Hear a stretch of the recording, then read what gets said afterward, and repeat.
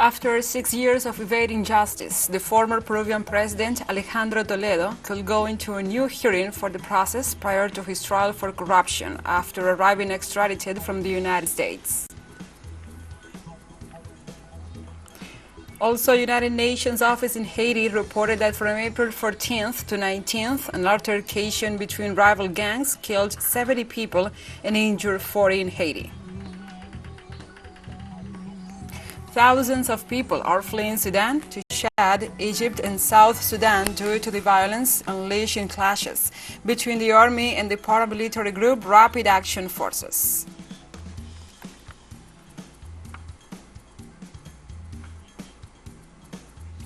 From the headquarters of TeleSUR English in Havana, Cuba, this is From the South.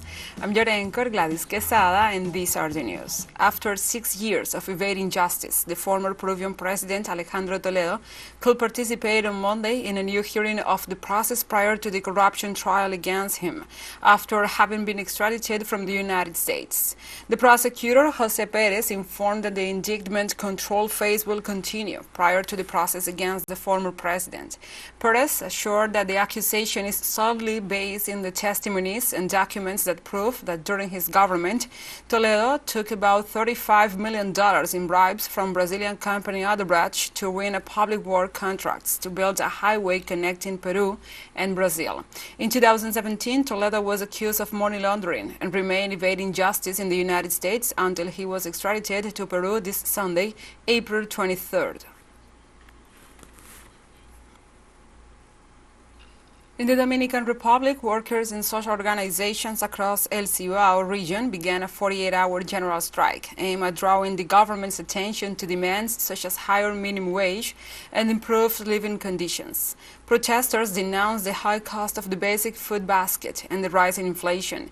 They also called to close schools, stores, markets, and asked the citizens not to go to their jobs as a way to pressure the government to achieve a salary increase of up to 70%. Meanwhile, the Ministry of Defense activated a response plan and increased security across the region ahead of the mobilization, which included the militarization of the provinces of El Cibao. On Sunday, the United Nations Office for the Coordination of Humanitarian Affairs in Haiti reported that from April 14th to 19th, an altercation between rival gangs left 70 people killed and injured 40. These sinisters took place in the high-risk areas of Cité Soleil in the capital Port-au-Prince. According to the report, there were 18 women and 2 minors among the fatalities, while other 12 women were injured.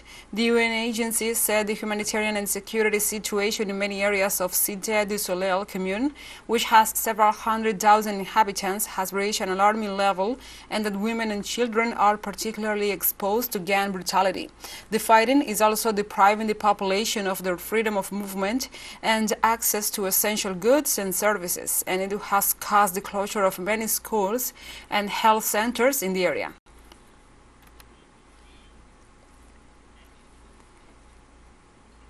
India and the 15 Caribbean community countries CARICOM agreed to hold an annual business summit to address common aspirations and challenges. The information was released by His Excellency Subramanian Jaishankar, the Indian Foreign Minister, in Georgetown, capital of Guyana, where he is currently in the framework of a 4-day visit to that country. This summit, which date has not been announced yet, will be held alternatively in India and in a Caribbean country. Jay Shroff, the chairman of the Indian Industry Confederation, noted that Guyana is attracting growing international interest with the recent discovery of oil and gas in the country, which has opened up tremendous opportunities for its development. Shroff called for greater cooperation between his country, the Caribbean, and Latin America.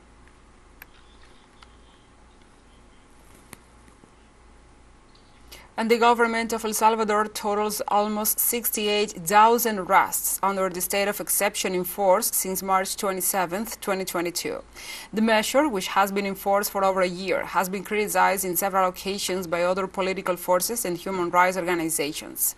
Opponents of the measure claim that it has an unacceptable cost for the people and call on the executive branch to develop a comprehensive security plan to solve the gang problem without violating human rights and constitutional guarantees. Meanwhile, authorities detailed that as of April 16th, over 3,000 vehicles, 2,000 firearms, and some 16,000 cell phones have been seized.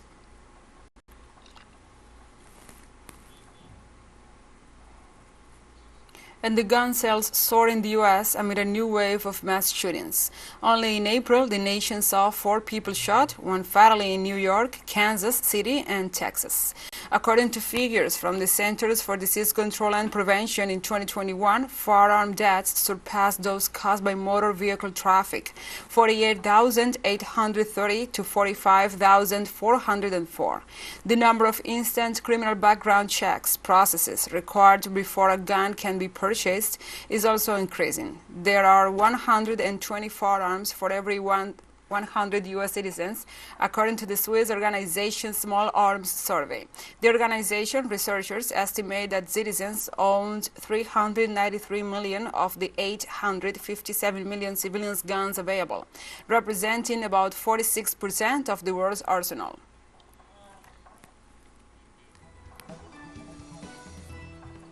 Let's take a short break, but first remember you can follow us on TikTok at TeleSUR English, in which you will be able to see news in different formats, news updates and more.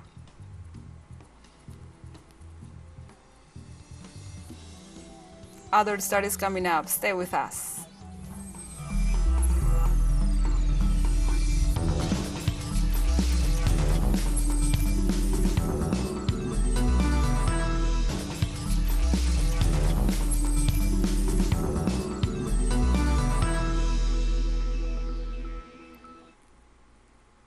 Welcome back. On Monday, the Russian Foreign Minister Sergei Lavrov attended a meeting at the UN Security Council in New York as part of a visit that includes several meetings with his international body. Speaking before the UN Security Council, Lavrov denounced that the West is disregarding the United Nations and willfully undermining multilateralism. In this context, he said that in a desperate attempt to assert its dominance by punishing the disobedient, the US has dedicated itself to destroying globalization. On Tuesday, Russian Foreign Minister will head another high-level meeting where open discussions on the Middle East will be held. He is also expected to meet with UN Secretary General Antonio Guterres during his stay in the United States.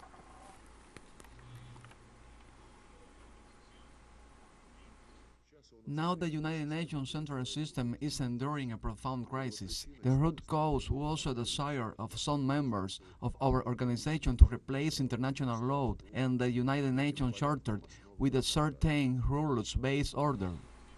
Russia on Monday urged Armenia and Azerbaijan to comply with a 2020 ceasefire agreement, expressing serious concern about escalating tensions between the two countries over the disputed Nagorno-Karabakh region. The Kremlin spokesperson Dmitry Peskov told reporters on Monday that there was no alternative to the 2020 agreement and said Moscow was working with both Baku and Yerevan to deal with the situation. In a separate statement, Russia's foreign ministry also stressed the unacceptability of any unilateral steps in violation of the 2020 agreement.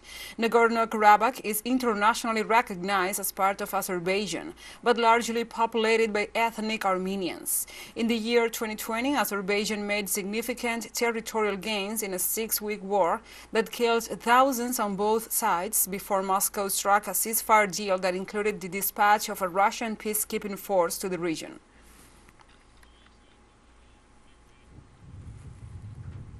And the Guatemalan President Alejandro Yamatei arrived in Taiwan on Monday to reinforce diplomatic ties with the island on a visit that has been strongly criticized by China. Guatemala is one of the few countries to recognize Taiwan as a sovereign state, and they have been a big ally of Taiwan since 1944. China abides by the One China principle, which sees Taiwan as part of China, of the mainland, and does not discriminate between insular territories and the mainland country. Yamatei will remain in Taiwan until next Thursday, and he is scheduled to address the Taiwanese Congress and visit a technology company in Taichung, south of Taipei. He will also be attending an event to promote Guatemalan coffee. Yamatei's visit comes after a trip earlier this month by Taiwan's President Tsai Ing-wen to Guatemala and Belize, the only other Central American country to retain diplomatic ties with Taiwan since Honduras shifted its allegiance to China last month.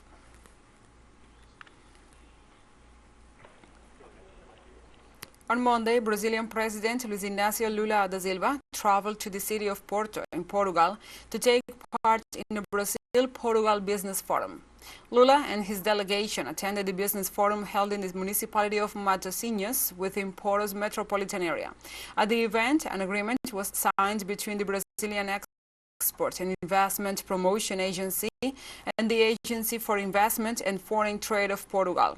The agreement aims at strengthening bilateral economic cooperation and the promotion of small and medium-sized companies. The next stop in Lula's agenda was the Gerais Aeronautical Material Offices, where he visited the facilities and the new Super Tucano aircraft, produced by Brazilian aeronautical company Embraer and Portugal's aerospace company OGMA. President Lula arrived in Portugal last Saturday and on Tuesday will be heading to Spain after attending a ceremony at the Portuguese Parliament.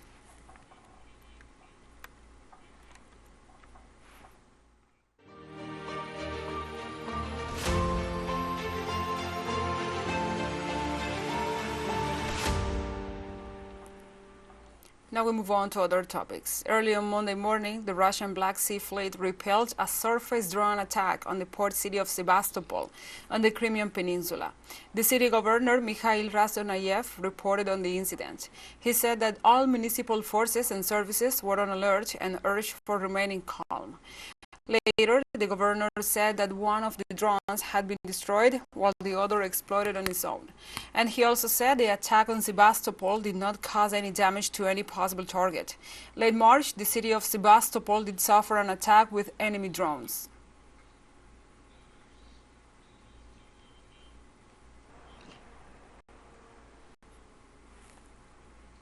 Igor Konashenkov, the Russian Defense Ministry spokesperson, reported that everything is calm in the city and assured that all troops and services are ready for combat. Around 3:30 a.m. today, the Kiev regime attempted to attack the Black Sea Fleet base in the city of Sevastopol with 3 unmanned speedboats. An anti-submarine force on the approach to Sevastopol Bay destroyed all of the enemy's unmanned boats. There were no losses.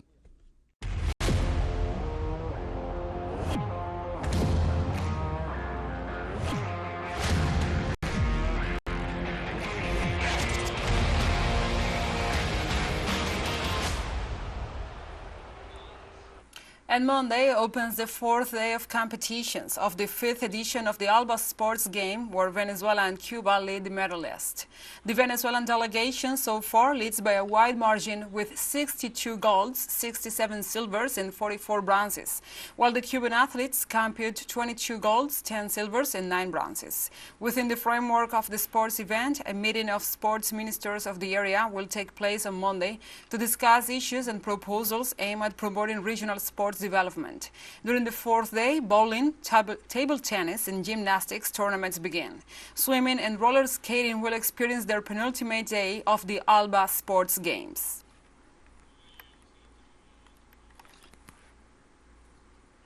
Meanwhile, the Gregorio Goyo Tavio swimming pool facility at the United Nations Park in Caracas was once again the stage for swimmers of the Venezuela A team to increase their lead in the medals ranking at the 5th edition of the Alba Sports Game with 9 gold medals, 7 silver, and 1 bronze, for a total of 33.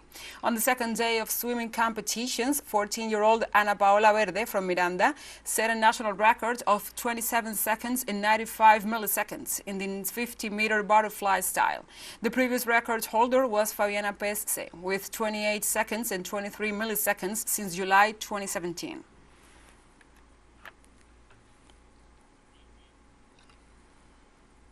And combat sports continue to bring joy to Cuban athletes at the 5th edition of the Alba Sports Game. In this case, judo and taekwondo further increased the medals for the Caribbean island delegation. At the National Judo Center, located in the United Nations Park in Caracas, Cuban athletes won medals in each division of the competition and closed in first place in the medal ranking of the event with 10 gold medals, 3 silver, and 1 bronze. On the other hand, after overcoming the initial tension of the first matches, Cuban Taekwondo athletes won 2 gold medals, 1 silver, and 1 bronze medal.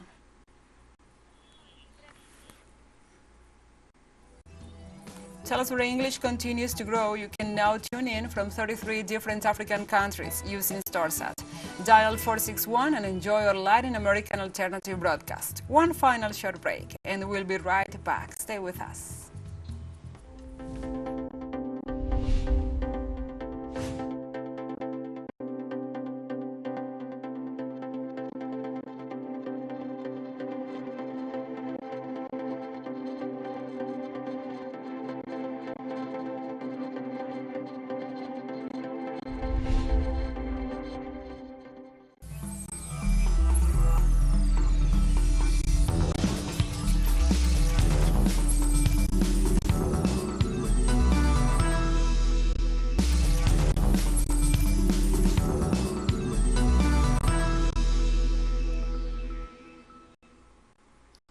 Welcome back. On Monday, thousands of people are fleeing Sudan to Chad, Egypt, and South Sudan due to the violence unleashed on April 15th in clashes between the army and the paramilitary group Rapid Action Forces. To date, the conflict has left more than 420 dead and 3,700 wounded, according to the United Nations. The UN Office for the Coordination of Humanitarian Affairs for Sudan stated that displacements of civilians have been registered from different Sudanese states, and cross-border movements from Sudan to Chad, Egypt, and South Sudan have been observed. The UN representative in Chad, Laura Locastro, stated that between 10,000 and 20,000 Sudanese refugees have arrived in Chad. They pointed out that the African country continues to suffer from severe shortages of food, water, medicine, and fuel, and limited access to communications and electricity due to the conflict.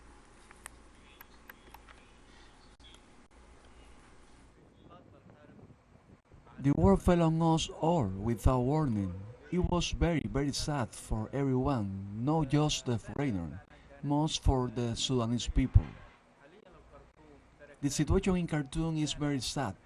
There is nobody there. We lost all of our investment. It is destroyed. I left with this t-shirt and these pajamas, all that I have with me after 17 years. Foreign governments evacuated diplomats, staff, and others from Sudan as fighting between the Rapid Support Forces and the army continued for a ninth day with no sign of a truce. Many governments had carried out their evacuation operations to rescue foreign citizens and embassy staff by road, air, and sea. In this sense, Saudi Arabia led the first reported successful evacuation, with naval operations picking up more than 150 people, including foreign diplomats and officials. Meanwhile, the United States military sent 3 Chinook helicopters to evacuate U.S. embassy staff from Khartoum. Likewise, in a tweet, the United Kingdom Prime Minister Rishi Sunak confirmed the army evacuated UK embassy staff and their families in what he called a complex and rapid operation.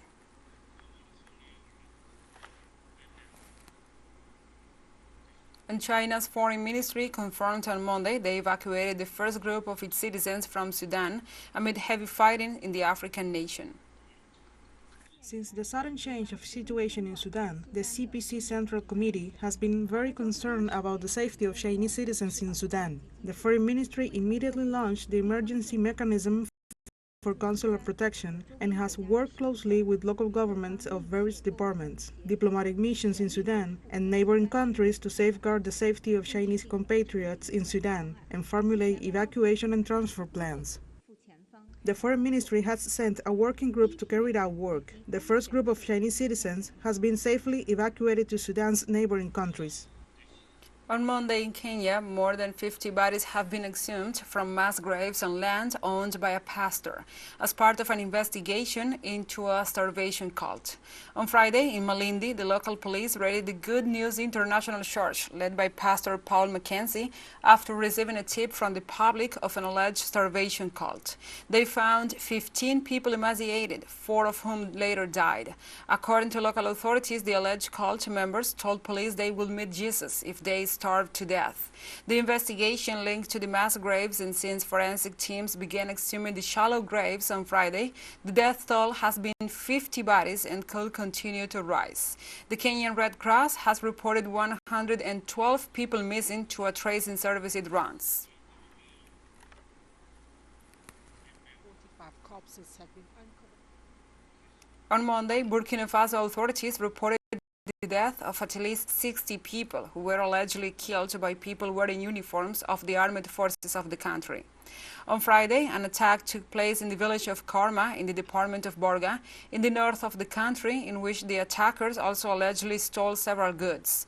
The wounded were evacuated and are being treated by the health services in the area, with no information so far on how many people have been affected or their state of severity.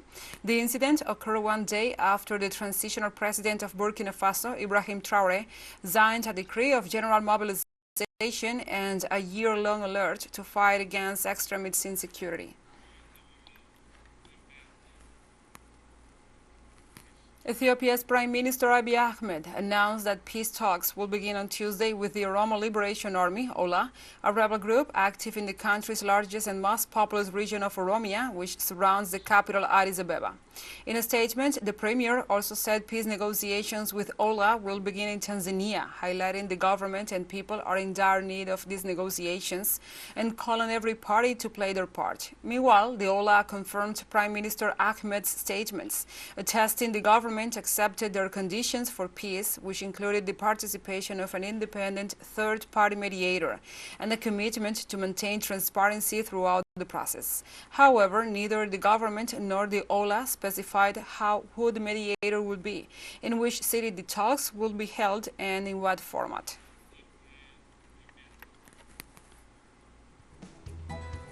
And we have come to the end of this news brief. But remember, you can find this and many other studies on our website at telesurenglish.net. And also, if you feel so inclined, please join us on social media for all the latest news. We are on Facebook, Twitter, Instagram, Telegram, TikTok.